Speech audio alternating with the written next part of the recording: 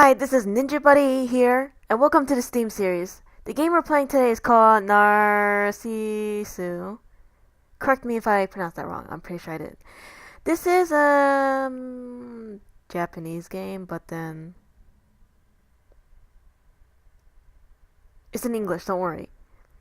I'll put in the summary in the description and the link to the game.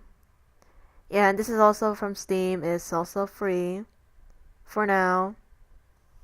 So let's just start. Subtitle. Oh wait, what? Is this? Oh, this is number 2. So this is okay. I got this. Translation. What?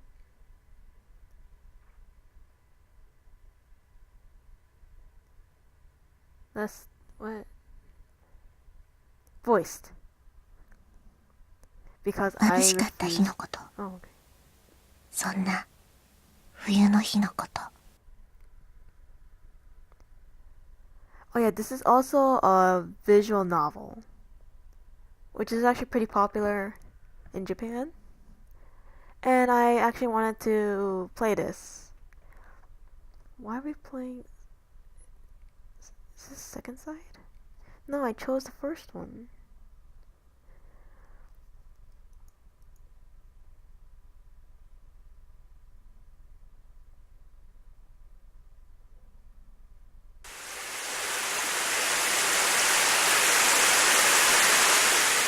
(1996), 1 year before I was 確かに幼い頃から丈夫な方じゃなかった。 The music is beautiful.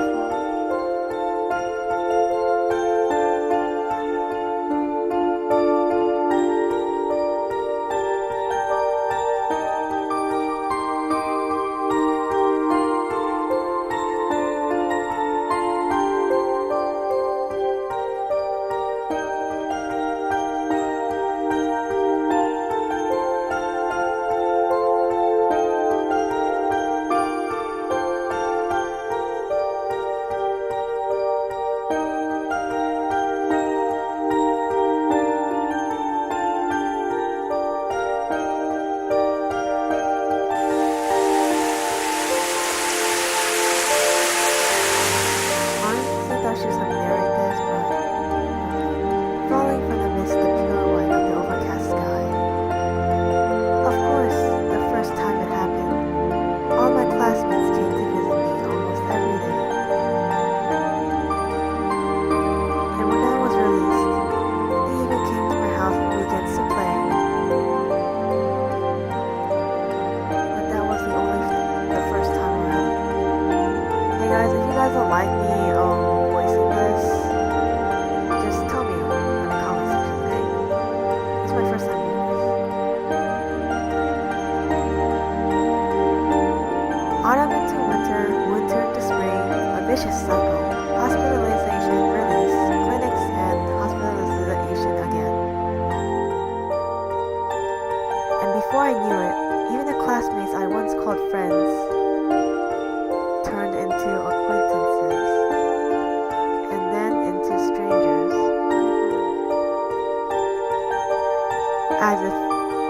As if with every changing of seasons, I was being erased from their collective memory. どうやらいい気がしないらしい。普通に生きている人にとって私の存在ってのは、だから消されたようだった。普通の季節、白い梅雨空を誰とも言葉を交わす必要もなく過ごした。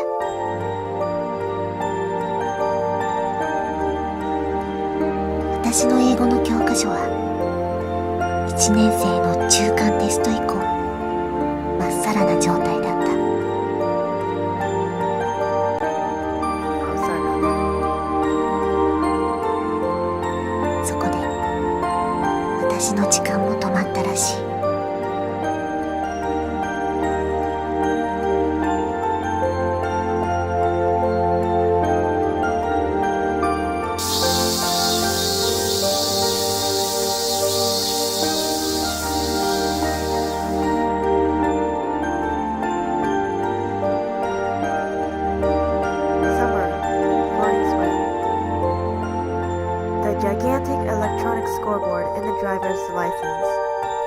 examination facility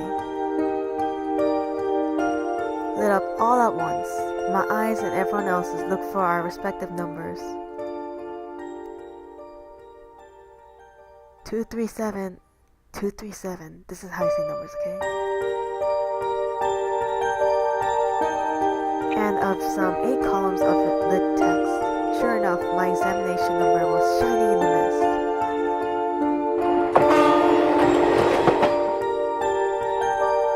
A nearly empty train car, perhaps thanks to the beautiful afternoon. Almost alone in that train car, I was heading back home from the examination hall. My left hand held a new traffic regulations hammer, and my breast pocket held my brand new driver's license. So now I got a license as well. Congratulations, I still haven't gotten one. I muttered somewhat happily, but there were no strong feelings behind it. I never particularly wanted to drive a car. I never particularly had any motive for it.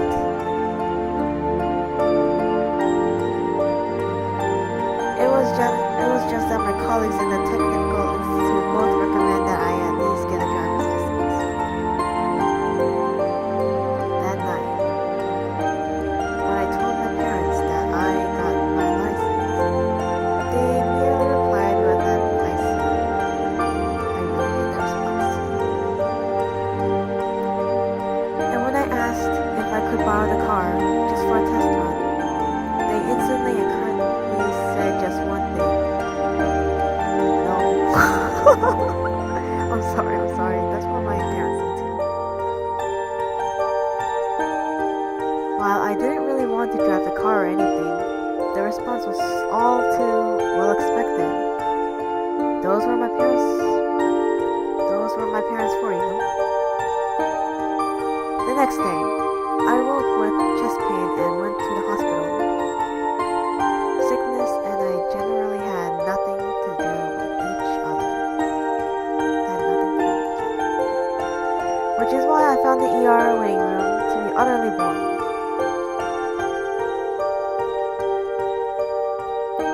And just when I thought they were through examining me, they ordered an x-ray and some blood tests. Then they left. And again, I was left waiting for a long, long time. I had really polished off 3 volumes of Shonen Jump and was just about to start on a 4th one. When Shonen Jump is manga, by the way, if you guys don't know. They admitted me to the hospital right then and there. Again, she just got out of bed. And it seemed that my new license, which still lay snugly in my breast pocket, would have to wait a long time for its turn to come.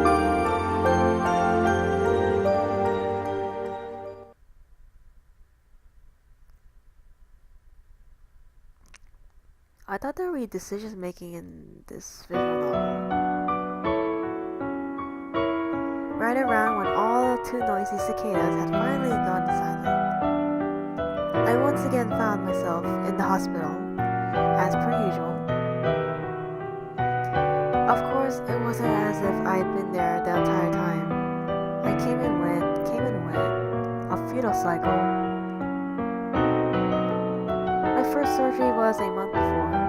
After that, I started doing the 5-minute commute to and from the hospital by moped.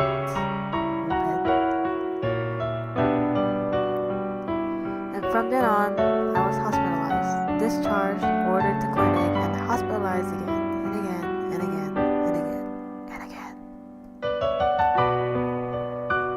While I still had no clue what PET or ERESA stood for, in no time at all, several months had already passed. As my appetite decreased, my medications increased. I could feel my own physical strength atrophying away. I kept imagining that my legs were getting thinner, but the needle of the weight scale really informed me it's not just your imagination. And yet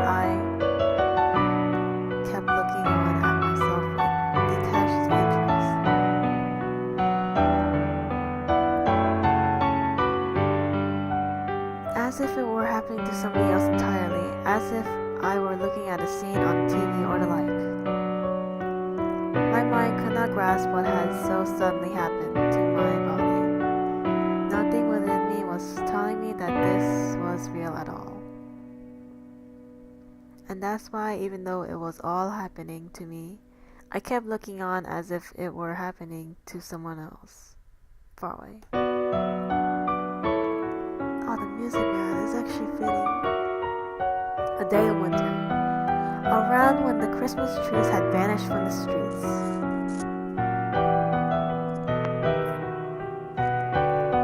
I was discharged home as kind of a New Year's End treat.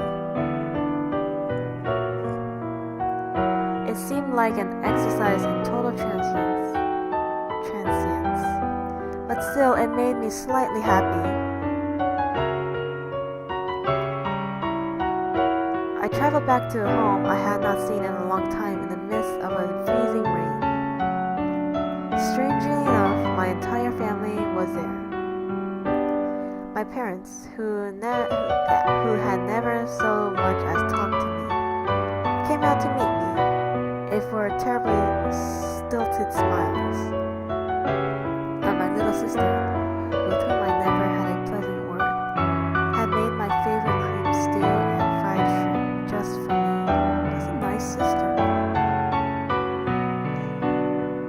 They made me sit at the table. They peeled the tangerines for me. They were cruelly kind. It was an impressive display. At this point, a little thought occurred to me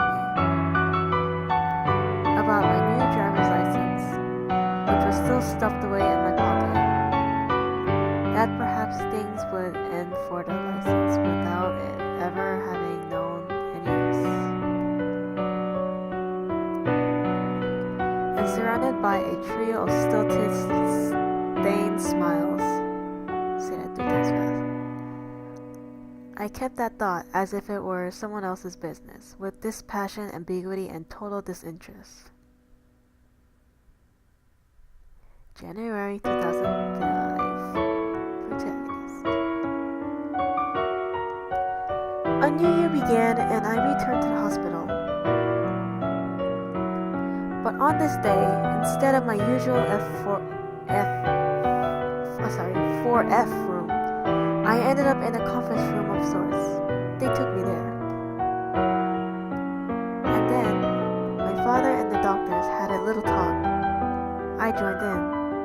Well, they talked to me. So this was their so-called announcement. They said it in a terribly roundabout fashion. But they told me that I was gonna die.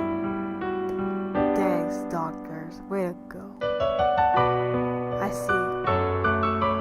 That was my only reply. I had no other words. It was the only thing that left my mouth from the beginning to end.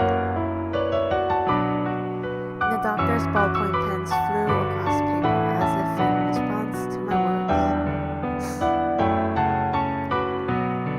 Those were probably hospice enrollment procedures. Business like to last. My father was the same. So it's this simple. Was the only real thought I had. That day I was transferred from 4F to 7F, from a 6-person room to a private room. It was a little different from the other wards, this 7F. First of all, the floors were sparkling clean. And second of all, the ceilings was higher than I ever seen it.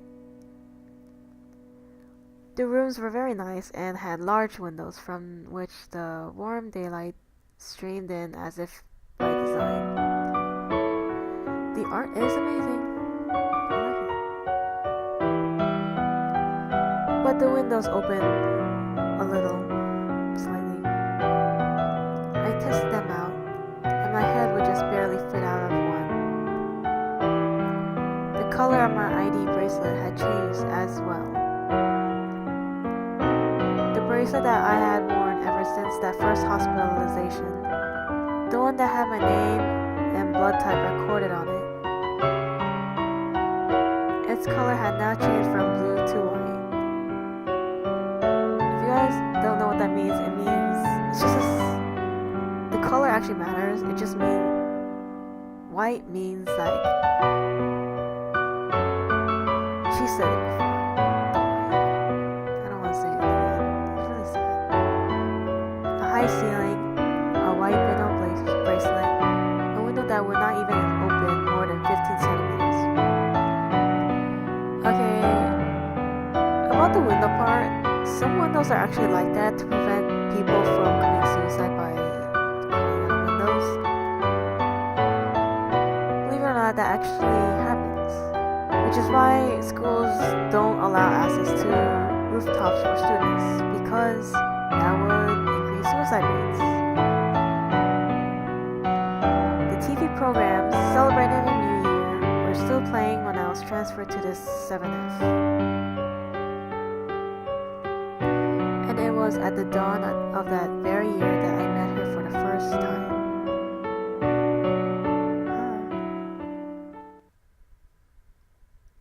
Narcissus. Narcissu? 冬。7回。I'm sorry, let me say this again. Narcissu? Not sure. Is that her name? I'm guessing. I'm clicking. What happened? Oh, okay.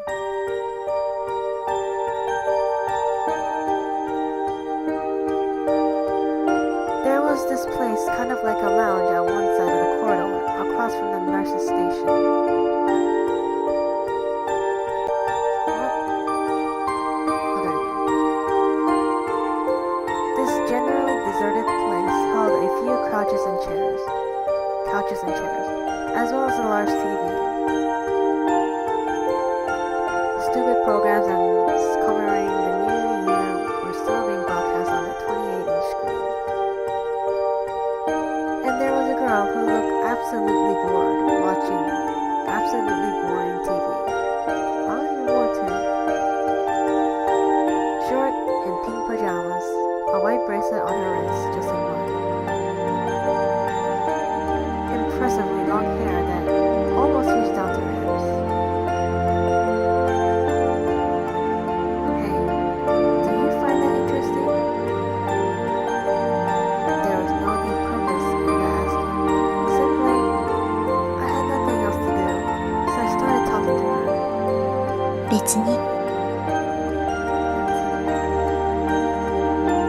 Was her only reply to me. She didn't turn to face me at all. And she kept looking on with boredom at that TV as if I didn't even exist. Then don't watch it. Even as I thought this, I sat down in the chair next to her. And side by side we watched TV. Nothing else to do.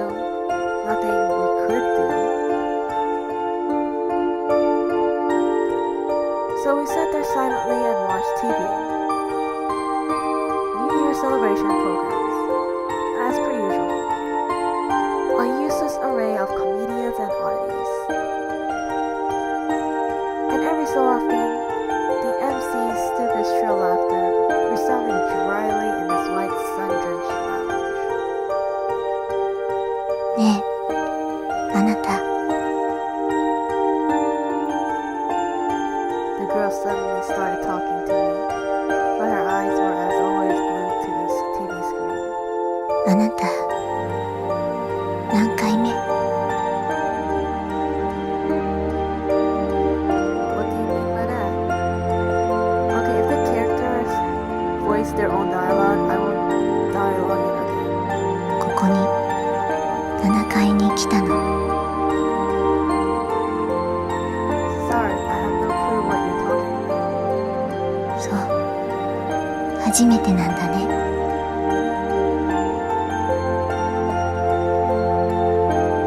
So she's seen my confusion about her question and come to the right conclusion. じゃあ、他に誰もいないし、私の役目だから。 Duty. そういうルールなの。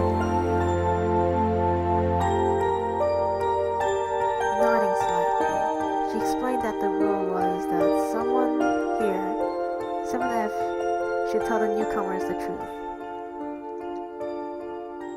I knew nothing. I understood even less. Don't worry, I just did too. And as if I did not even exist, she slowly started her speech. それじゃあ、よく聞いて。I'm sorry. Her words, spoken methodically, one by one, were a little different from all the ones I heard from the doctors about this place.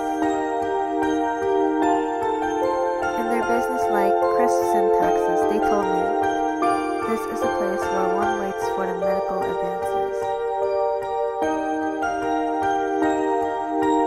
This is a place where one heals one heart. And perhaps they might have been correct in a general sense. But according to the girl, that was just the party line. The truth was that this 7F was the only place in the hospital where medical treatments did not take place. This was just a place where you waited for your life to come to an end. Those were her words to me. I thought so as well. I felt it even before she spoke it. 私、2回目だから。Second time doing what? ここに来るの。And then she explained to me that nobody on 7F stayed here from initial hospitalization all the way until death. While there was zero possibility of being cured, you were sent home if your condition was stable. But if it worsened again, you would be returned here. That cycle ended only in death. Whether it was at home or here on 7F, always on one of the two, you were going to die. No way to escape it, it seemed. And with that meaning permeating her every word, she informed me that this was her second time up here. じゃあ、一度しか言わないから、ここからは、よく聞いて。Oh, I'm so sorry. She continued speaking, all the while staring at the blank TV screen. This wasn't idle chit-chat about when the lights out was, or when the kitchen was, or anything like that. This was something completely different.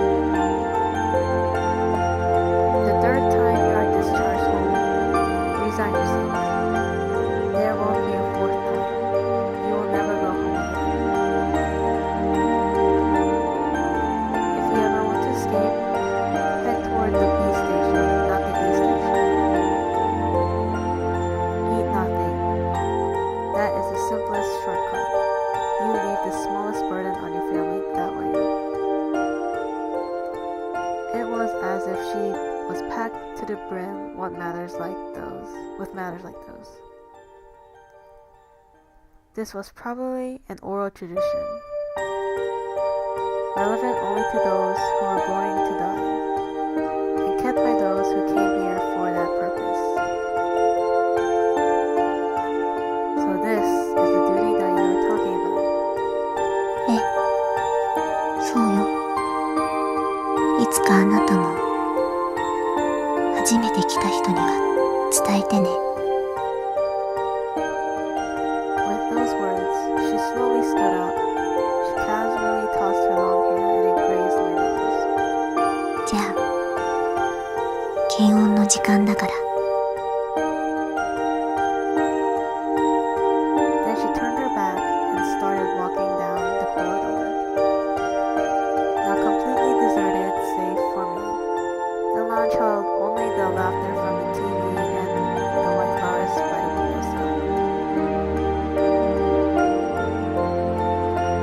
In the end, she didn't even look at me once.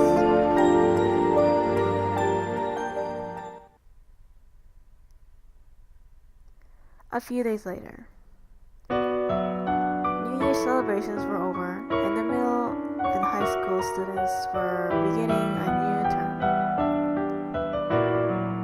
And just as ever, she and I sat in this lounge, staring blankly at the TV. This is boring. そうね。 So we said, but both of us kept our eyes on the screen. Hey, is this place always this way? 質問の意味がわからない。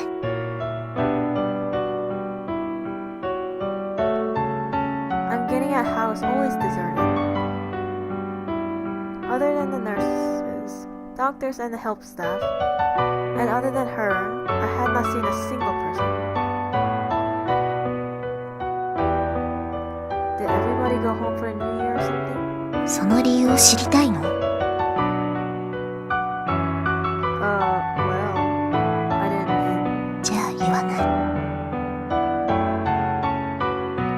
We who disinterestedly tossed back and forth this exchange that could not even be called a conversation. The slight breeze coming from the window that would not open more than 15 centimeters. From time to time, you hear her hair would sway, and as if in agreement, the flowers at the windowsill would too. This was how we killed time day after day, staring at that boring, good-for-nothing TV.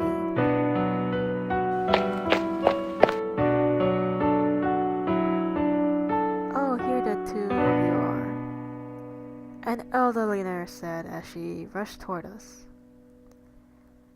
From what I've seen of the nurse's station, she was apparently the charge nurse of 7th. Well, Miss Setsumi, any fever? 大丈夫。出てない。 Setsumi. So that was her name. Who's Narcissu? I guess that's the first person. You really shouldn't be moving around like this. She was asking.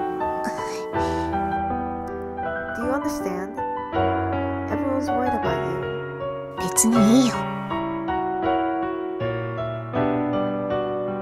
Come now, what kind of answer is that? Oh, children these days. The nurse continued to scold and henpeck her for some while longer. And the girl named Setsumi, just pretended not to notice at all.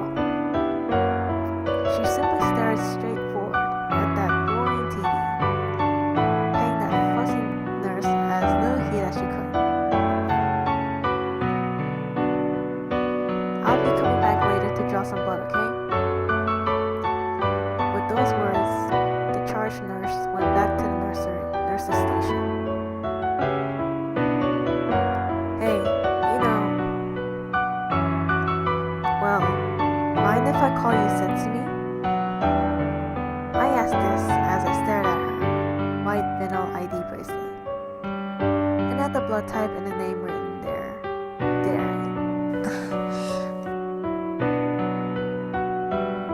Is something the matter, Setsumi? どうして呼び捨てなの？ Why are you calling me that? Huh? 年下のくせに。 You're younger than me. Oh, I know what she's trying to say. Hey, why am I younger than you? 別に。そう思っただけ。 It wasn't that I offended that she called me younger than her. It was just that no matter how I looked at it, I thought I was 5-6 years older than she was. That's why I took out my driver's license from my breast pocket and handed it directly to her. See? I may not seem it, but I'm 20. やっぱり年下よ。 So you're younger after all. She only took a glance at my license before handing it back to me. I don't really get what you're saying. どうでもいいじゃない。少し上なだけよ。I wish you could see what these characters are. She murmured as expressionlessly as ever. Her eyes were fixed on the board TV already. It also felt as if she was gazing at it at something far away.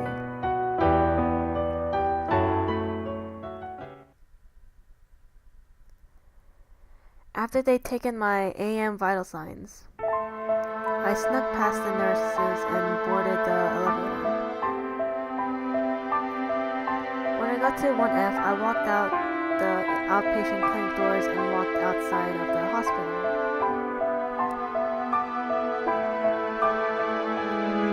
My goal was the place I'd been told about not long ago, the faraway B station, not the nearby A station. It wasn't that I wanted to escape or anything. At 7 F or home, none of us died anywhere else. That's what I've been told. And this B station, which this girl named Setsumi had, apparently been too many times. That's why at least just once, I wanted to see this place with my own eyes. It's not as if there's going to be a guard on duty. Even so, we were inhabitants of 7F, different from other inpatients. And thinking of vague maybes so early in the morning, I headed toward that station.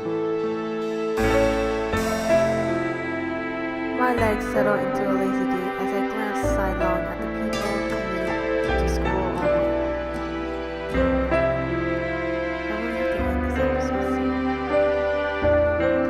After about 25 minutes of this, I arrived in front of the station, roughly 4 bus stops away when I calculated it out. Wow, there are a lot of people here. That's my first impression of the B station. I stood out a bit because I was in pajamas. But I felt that if I could just buy a subway ticket, I'd be able to go anywhere. No question about it. I still had no idea why I'd been told to go to the B station, not the A station. But it looked as if it would be easy to escape if I really wanted to. Okay, I gotta end this episode today. Hope you enjoyed this video. I'll upload the next one